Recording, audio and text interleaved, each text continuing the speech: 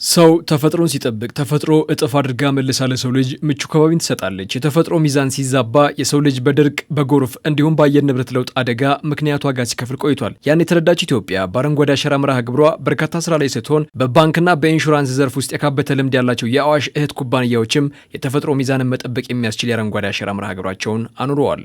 አዋሽ ባንክና አዋሽ ኢንሹራንስ ኖርማሊ የሚሰሩት የባንክ ስራ ብቻ ሳይሆን ህብረተሰቡን እየጠቀመ መሆኑን የማረጋገጥ ስራ መስራት አለባቸው። እሱም ኢኤስጂ ምንለው ነው። አሁን ኢንቫይሮንመንት ሶሻልና ኮርፖሬት ይሄን የሚከታተል ዳይሬክቶሬት ፈጥረናል። ያም ማለት አንድ ልማት ሲካሄድ አካባቢው ላይ ምን ያመጣል፣ ህብረተሰቡ ከዛ ተጠቃሚ ሊሆን ይችላል ወይ? በዚሁ መሰረት በዚህ ስራ አንዱ ከምንሰራቸው ስራዎች ውስጥ ይሄ ችግኝ የመትከል ፕሮግራም ነው። ይሄ ለስምንተኛ ጊዜ ነው እየተካሄደ ያለው። እነሆ ዛሬም ከ20 ሺህ በላይ የአቮካዶ ችግኝ እንተክላለን። ችግኝ መትከል ብቻ ሳይሆን አትሊስት ማህበረሰቡን ኢኮኖሚካሊ መጥቀም የሚችል ፍራፍሬዎችን ነው እየተከልን ያለ ነው። ፍራፍሬ ስትተክል ደግሞ አትሊስት በማህበረሰቡን በምግብ ራሱን እንዲችል ሰፖርት ታደርጋለህ።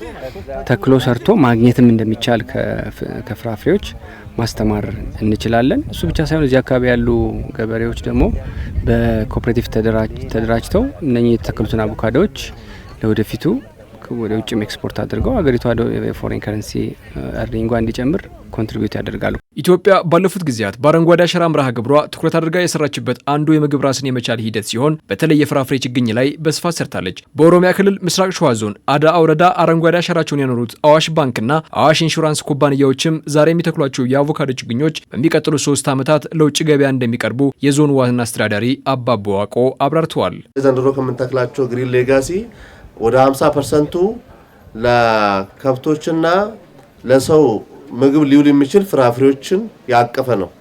ለምሳሌ አቮካዶ ዛሬ የምትተክሉት አቮካዶ ከ3 ዓመት በኋላ ወደ ውጪ የሚላክ አቮካዶ ነው። ሃስ የሚባል በአውሮፓና በኤዥያ አካባቢ ገበያ ላይ በጣም ተፈላጊ የሆነ የአቮካዶ ዝርያ እሱ ነው የምንተክለው።